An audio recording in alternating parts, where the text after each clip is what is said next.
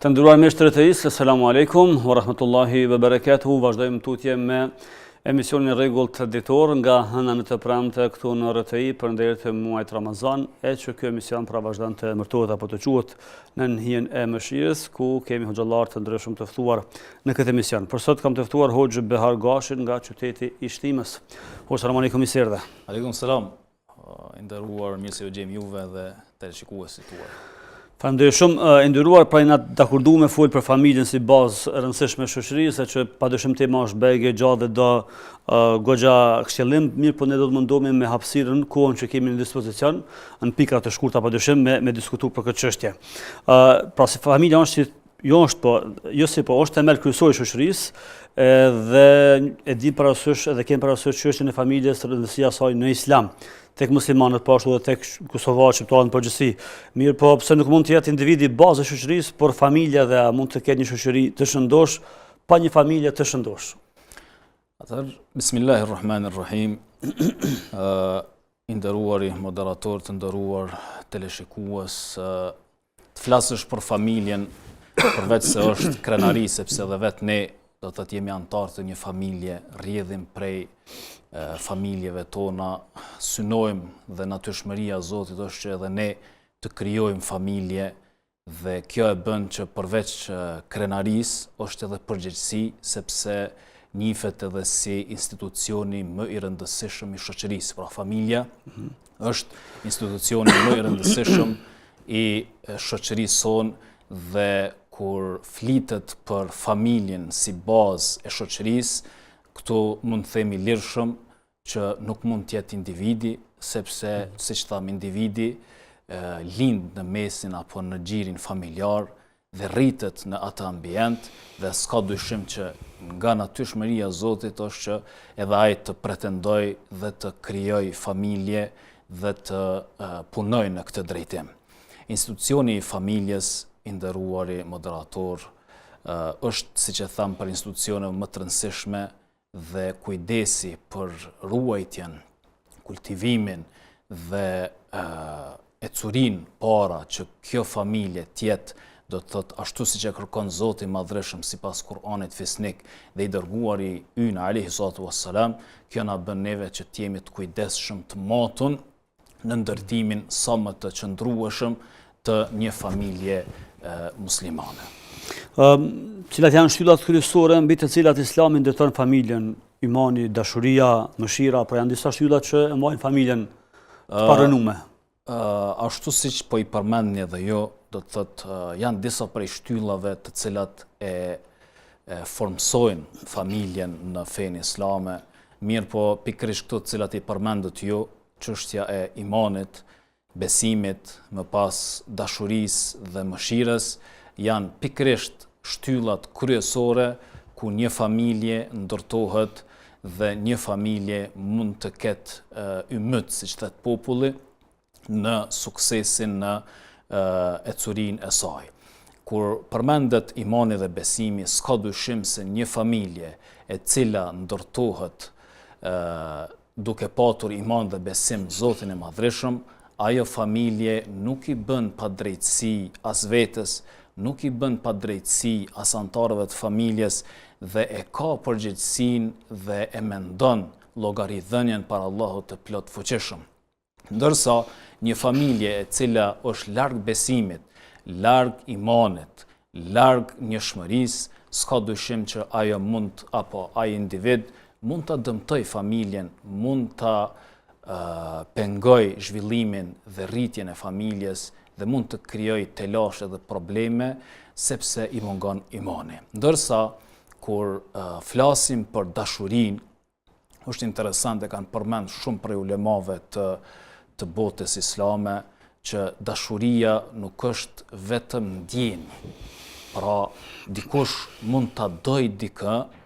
mirë po momentin që ajo dashuri nuk rrjedh nga zemra, atëherë nuk kihet apo nuk do të ketë sukses në atë ndërtim të asaj familje. Shembull, secili prej neve në rast kur sëmurët e don me zemër dhe me shpirt ilaçin dhe barnat, sepse e don edhe shërimin me zemër. Mirë po, ndjenjat dhe emocionet e thojnë të kundërtën, sepse ne e urrejmë ilaçin sepse mund të jetë i hidhur, mirë po e kapërcejmë apo e përbijmë atë për faktin që ne do të synojmë shërimin. Njëjtë dashuria e ndërton dhe ndikon në ndërtimin e një familje të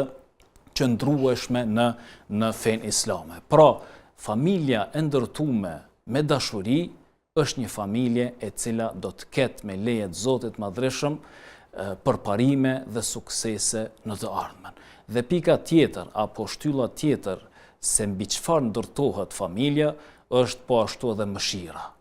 Ne kemi të qartë transmetimet nga i dërguari ynë alayhi salatu wassalam,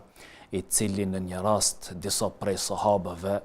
ishin prezent dhe e pan të dërguarin alayhi salatu wassalam, i cili i përqafante nipërit e tij, pra Hasanin dhe Husejnin, nipat dhe djemt e Aliut radhiyallahu anhu, dhe njëri prej atyre që ishte prezent ju drejtua të dërguarit alayhi salatu wassalam duke i thënë: "O i dërguari i Zotit, a dhe fëmijët i përqafon me një lloj habije?" Ndërsa pejgamberi alayhi salatu wassalam ju drejtua duke i thënë që ai i cili nuk mëshiron, nuk do të mëshirohet. Pra ekzistimi i dashurisë dhe ekzistimi i mëshirës në familje dhe me anëtarët e familjes bën që familja të ndërtohet dhe familja të ketë do të thotë suksese në vazhdimsi gjatë të jetuarit në këtë dynjë. Çfarë pasojash ka shpërfillja e edukimit fetar brenda familjes dhe pse është kaq e rëndësishëm pra edukimi fetar për me ekzistuar një familje shëndosh? Edukimi fetar ne po e shohim, i nderuari moderator, që jemi në kriza të thella në shoqërinë tonë. Dhe pikërisht mungesa e edukimit fetar islam nëpër familjet tona fillimisht, nëpër shkollat tona, po bën që të shohim dhe të vrejmë në përditshmëri këto kriza dhe këto çrregullime të cilat po i ndodhin në shoqërisë sonë. Dhe edukimi fetar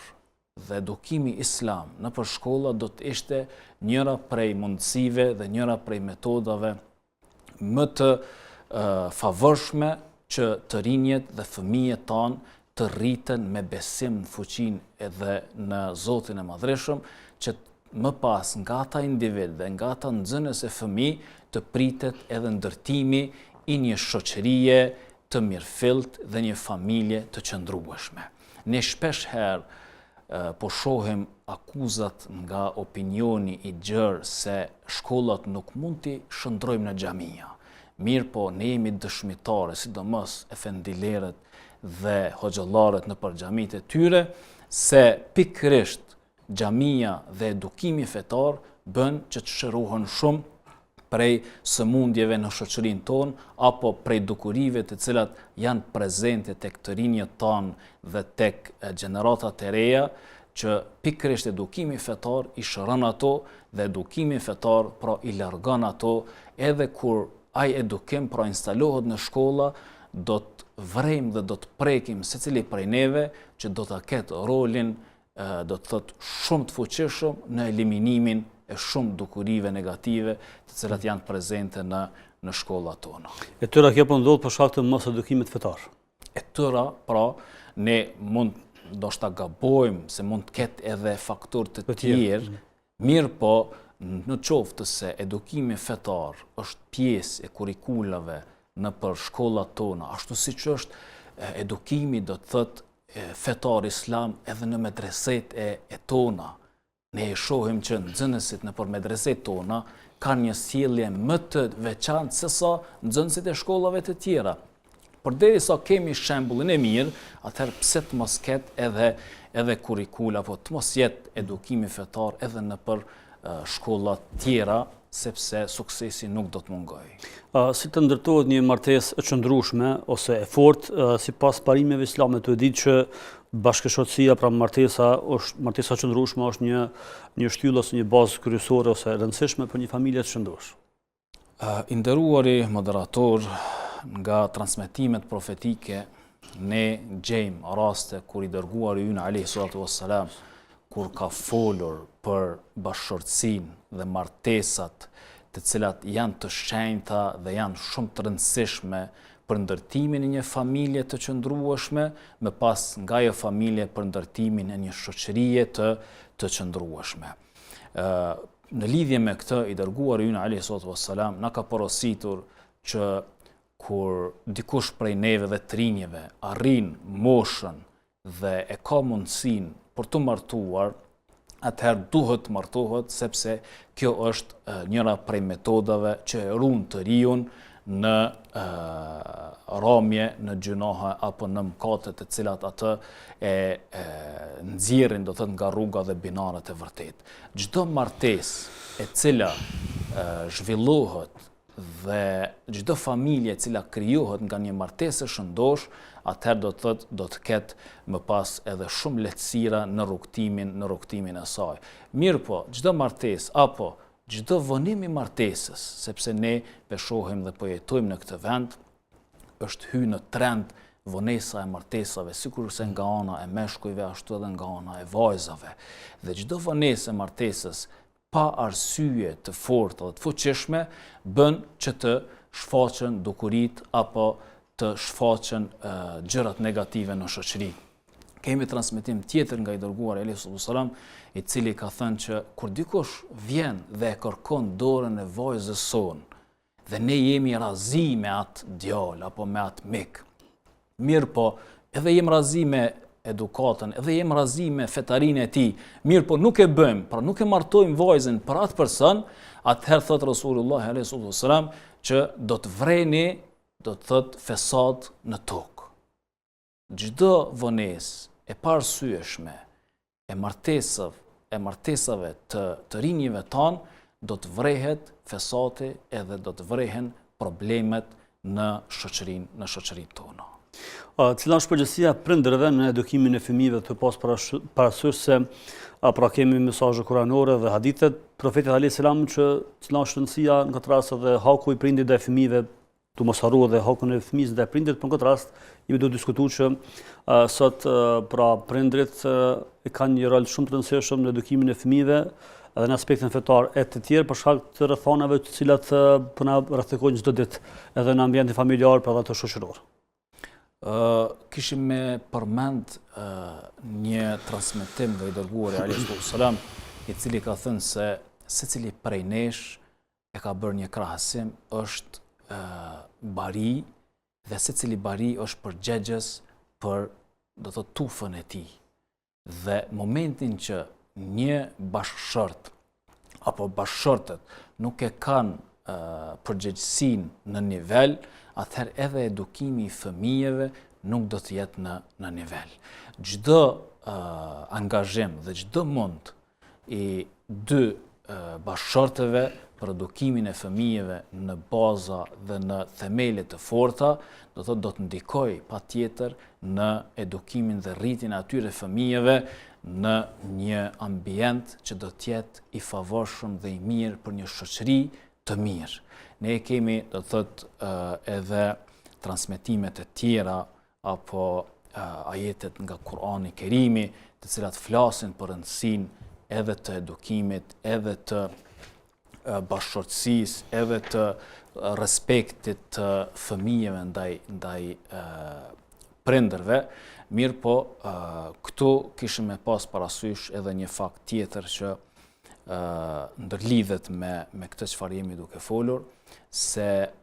fëmijët kur nuk kanë shembull adekuat dhe prindrit nuk janë në nivelin e duhur, atëherë ata fëmijë nuk kanë mundësi të dalin të edukuar apo të mirëfillt dhe të ndërtojnë një shoqëri të mirëfillt. Ne kemi, do të thotë, rastin kur njerëzit apo siç e pash herën e fundit në një portal, do të thotë, ku një rast në Japoni, një nën duke lexuar librin me fëmijën e saj afër, dhe fëmija e kishte kapur librin po ashtu dhe po e pyesin disa media rrethit, si ke arritur të ndikosh që dhe fëmijo do të jetë prej atyre lexuesve të përditshëm. thët unë asgjë nuk kam vepru, as nuk kam kërku prej fëmijët, mirë po unë jam ajo e cila po veproj dhe fëmijo do thot neve na emitën në veprimet tona. Ne do thot transmetimin cilet Meta Bosh pa përmend nga i dërguari alayhis salam, i cili ka thënë që fëmijët lindin në natyrshmërinë e të cilën i ka krijuar Allahu i Madhërisht për të besuar dhe lidhjen me patur të fuqishme në Zotin e Madhërisht. Mirë po, prindrit janë ata të cilët ose i dhajnë orientim, ose e bëjnë zjarpotist, ose e bëjnë jehudin, krishterë e kështu me radhë. Ndërsa, natyrshmëria dhe fitraja të cilën e ka përmend Zoti në Kur'an bën që një fëmijë të rritet në qoftë se prindrit e tyre janë të edukuar dhe të matur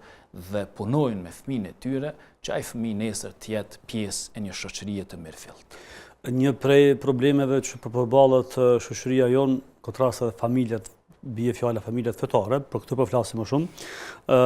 që është një farë probleme të çështja e emocioneve të fëmijëve të cilët por lindin, por rriten pa emocione, pa ndjenjë ndaj familjes, në kuptimin që kanë parasysh haku ndaj nënës dhe babës apo familjes në përgjithësi,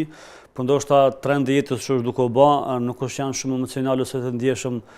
për atë çfarë po ndodh brenda familjes. Këtë drejt sepse në kohën në të cilën po jetojmë, ne po shohim dita ditës që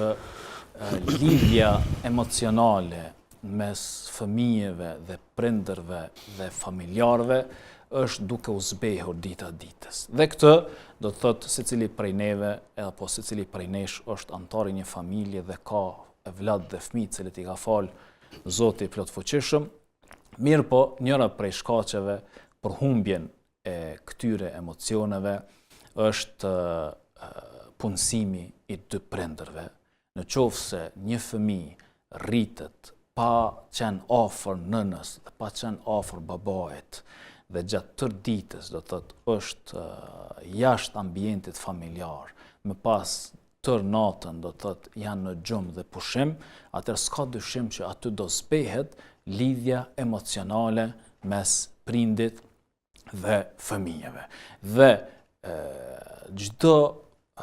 prind dhe çdo bashkëshort i cili është i angazhuar dhe punon dhe fëmijët janë do të thotë të lënë anash, atëherë s'ka dyshim që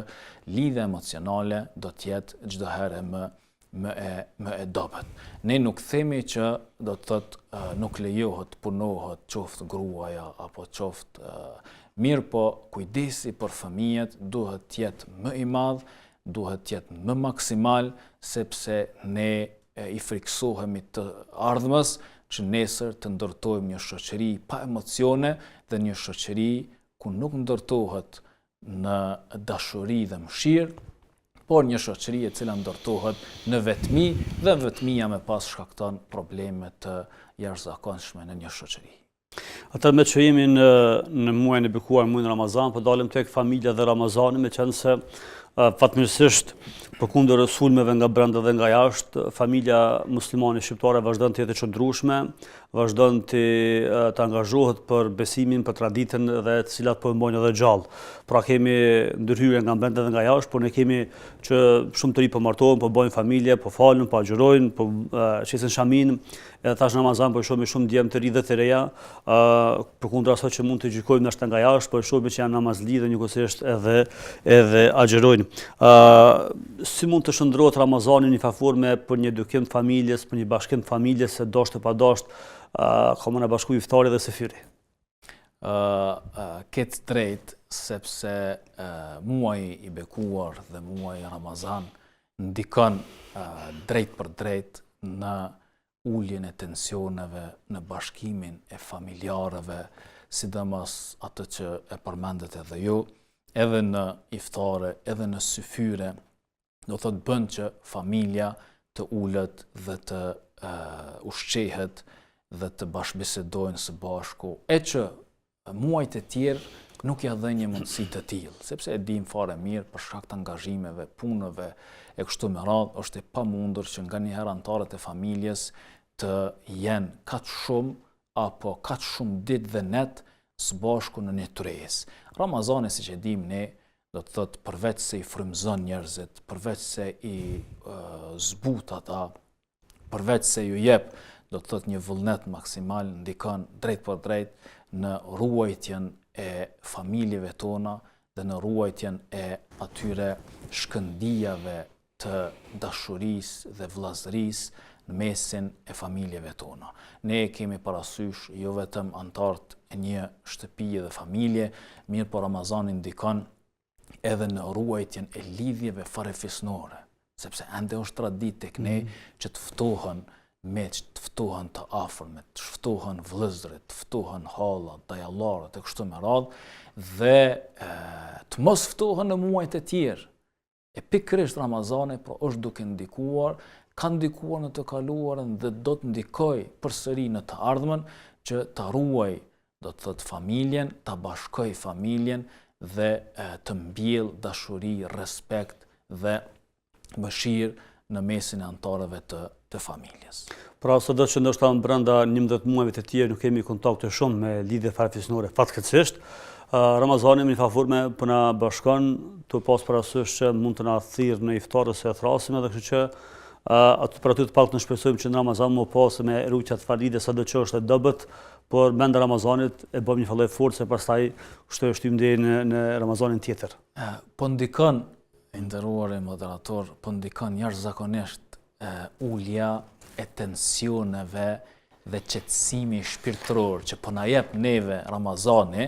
me pas edhe të mendojmë në këtë drejtim,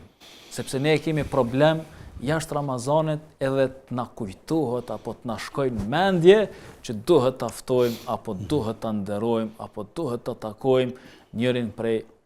familjarëve apo farefisin tonë. E ndikimi i agjerimit dhe ndikimi i Ramazanit po e shohim dhe po e prekim. Pse? Sepse edhe mendja neve na shkon që të thrasim apo të vizitojmë dikënd, e kjo do të thotë është njëra prej shenjave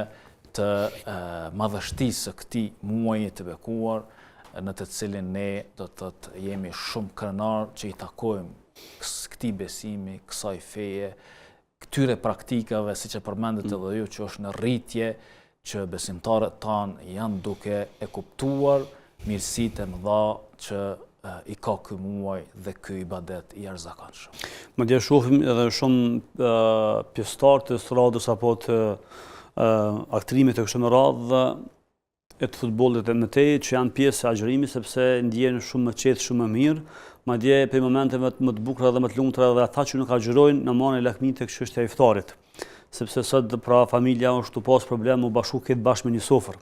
Pra janë gjithë me një shtëpi, por secili është në dhomën e vet dhe secili han drekën apo darkën kur ka kohë ose kur është në disponim. Kështu që iftari po i afron këtë bashkë dhe ndjenja e të bashkuarit bashkëresht djem, vajza, bab, nan, gjyshe e të tjerë, është një ndjenjë që sot shumë familje po e vuajnë me pas bashkëresht. Këtu mundson padyshim sofra e iftarit, pse jo edhe ajo së fyrit.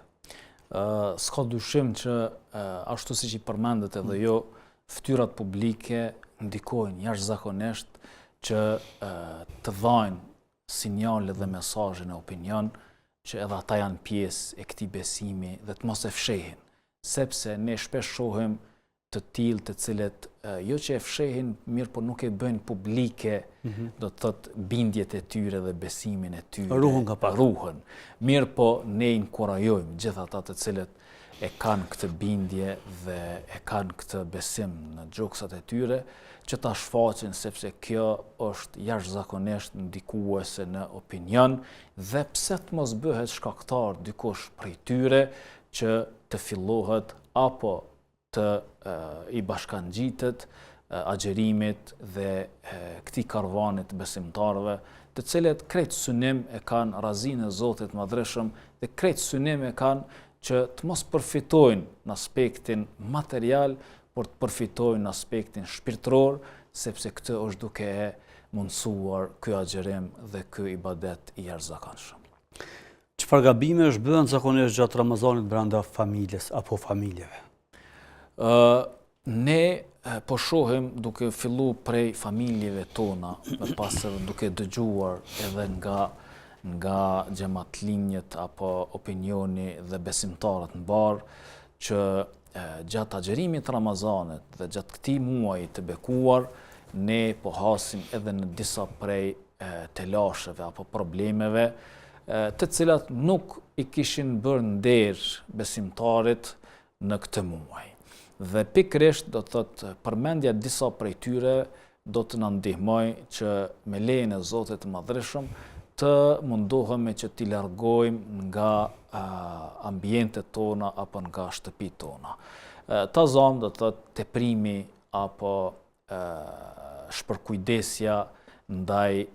ushqimit të tepruar në Ramazan. Ne do të thotë e shohim që për shkak të urisë ne e përgatisim jashtë asaj çfarë konsumojmë. Me pas çdo përgatitje dhe çdo ushqim i cili bëhet shtesë gjatë Ramazanit, me pas nuk konsumohet i tëri dhe nuk konsumohet prap edhe në syfër, atëherë duhet hudhet dhe ky israf apo ky teprim në ushqim dhe hudhja e atij ushqimit është njëra prej edukatave, do të thotë njëra prej mos edukatave të cilat janë duke ndodhur në shoqërinë tonë. Prej gabimeve tjera gjatë Ramazanit është edhe mos menaxhimi i kohës. Ne jemi dëshmitar të rasteve të shumta, të cilat natën e kalojnë në gjumë, ndërsa po mënoj në të zgjuar, ndërsa ditën e kalojnë në gjumë, dhe shfrytëzimi i ditëve të agjerimit apo të Ramazanit është do të thotë pothuajse i mangët, sepse ne jemi do të thotë e kuptojmë gjendjen e njerëzve të cilët janë të angazhuar dhe në përpuna, mirë po njerëzit e cilët kanë pak hapësirë dhe mundësi duhet të bëjnë çmos në shfrytëzimin e kohës dhe ditëve të Ramazanit, spaku do të falja namazeve, sepse duke agjeruar e anën tjetër duke ikur kohët e namazit, kjo nuk përkon me edukatën e besimtarit karshi Zotit Madhreshëm. Prej gabimeve tjera, do të thotë të cilat jemi të prekur ndoshta edhe vetë, është do të thotë shfrytëzimi i tepruar i rrjeteve sociale gjatë ditëve të Ramazanit dhe netëve të Ramazanit, e që ne e dim që ky muaj është muaj i Kur'anit, është muaj i zbritjes së Kur'anit Kerim dhe shfrytëzimi do të thotë i netëve dhe ditëve të Ramazanit duhet të jetë prioritet dhe duhet të jetë do të thotë njëra prej hapave që duhet ta ketë parasysh secili prej nesh. Gjatë muajit Ramazan shohim shumë persona, shumë familje, shumë individ pra ndryshojnë me sjelljen e tyre në momentin që i shohim pra ata fizikisht apo edhe virtualisht. Madje disa prej tyre vazhdojnë këtë edukat, këtë sjellje, këtë butësi edhe pas Ramazanit, por madje disa ndryshojnë vetëm gjatë këtyre 29 apo 30 ditëve dhe ndryshimi i tyre nuk vazhdon edhe për ditët apo muajt tjerë. Këtë rast apo e shfrytëzojmë muajin e Ramazan që me pas parasysh me ndryshu për veten, për familjen, që të probleme keq kuptimi që kena mujt me pas në familje me rregullu dhe kështu që mos më kthy më prap problemet e njëjta që është ditën e parë të Bajramit. Është përmend në të kaluarën që shumë urtak dhe njerëz të dijes kanë ftuar njerëzit që për të ndryshuar shumë vese dhe për të ndryshuar në karakterin tonë, nevojitën do të thotë spaku një muaj apo 40 ditë që të veprojmë, do të thotë apo të jemi strekt që më pas të vazhdojmë edhe ditët dhe muajt e tjerë dhe shfrytëzojnë nga rasti që secili prej nesh që është në këtë muaj dhe ka filluar dhe agjeron me kollajlëk deri në fund, le ta shfrytëzoj këtë nismë me cilën është futur në Ramazan, këtë seriozitet dhe këtë edukat, le ta shfrytëzoj pra edhe jashtë apo pas Ramazanit, sepse edukata, kujdesi dhe mëshira, rahmeti që tregohet pas këtij muaji është njëra prej rezultateve që Ramazani ynë apo agjerimi ynë edhe e ka arrit edhe do të thotë atë nivelin e duhur të përmirësimit të vetes sonë. Ndërsa, sipas transmetimit të dërguarit alayhi salam, që ata të cilët nuk i lajnë anash veprimin me të kotën, veprimin me gënjeshtrën dhe veprat e liga, sikurse në Ramazan, ashtu edhe jashtë Ramazanit, dhe nuk ndikon ky Ramazan dhe ky agjerim në përmirësimin ton, apo siç ka ardhur ajeti i Kuranit që namazi do thot na largon prej veprave të liga. Në qoftë se namazi ynë, në qoftë se agjerimi ynë nuk janë duke ndikuar në largimin ton nga veprat e liga, atëherë duhet të rikthehemi vetes dhe duhet të rikthehemi njetit me të cilin jemi futur në këtë muaj. Në qoftë se kemi synim razin e Zotit Madhreshëm, në qoftë se kemi synim që të përmirësojmë veten me devotshmëri dhe me vepra tjera të mira, atëherë do të thotë njeti ynë ka nevojë për riparim dhe duhet që sidomos në këtë muaj ta shfrytëzojmë që ta riparojmë dhe ta rigjenerojmë njetin, me pas që ky njet i mirë dhe këto vepra, këto angazhime të cilat bëhen në këtë muaj të vazhdojnë edhe jashtë Ramazanit që të shihen në përditshmërinë tonë. Atëherë hoxhë nderuar, padyshim që thamë në fillim që tema është shumë e gjërë e gjatë, mirë po ne munduam pika të shkurta të shpresuar që familjet muslimane shqiptare të ndryshojnë për të mirë, të ruhen dhe të mbrohen prej caqeve ndryshme nga brenda dhe nga jashtë dhe njëkohësisht edhe prej smundjes se kësaj kohe moderne teknologjia e cila i ka dobitë e veta, po njëkohësisht fatkeqësisht fëmijët tanë po thamë kështu si përgjithësi, nuk po përdorin shumë për dobi, por më shumë po përdorin për dëm, e që po shpresojmë që puna juaj e hoxhallarëve njëkohësisht edhe mediave të tjerëve më ndikojë që sa më shumë të edukohen familja, sepse kur kemi familje të shëndosh, kemi edhe fëmijë, djem, vajza të shëndosh, edhe nëse një familje nuk është e shëndosh, pastaj nuk mund të presim gjenerata të cilat presim suksese për tyre. Allah shpërblet dhe takohemi shpresojmë në emisione tjera. Kënaqësi çdo herë në studion tuaj, Zoti nderoj dhe shpërblet edhe juve. Të nderuar shikues të RTS, kaq për sot, takohemi në emisionin tjetër, ju vazhdoni me çdo tutje me programin e vazhdim. Asalamu alaikum.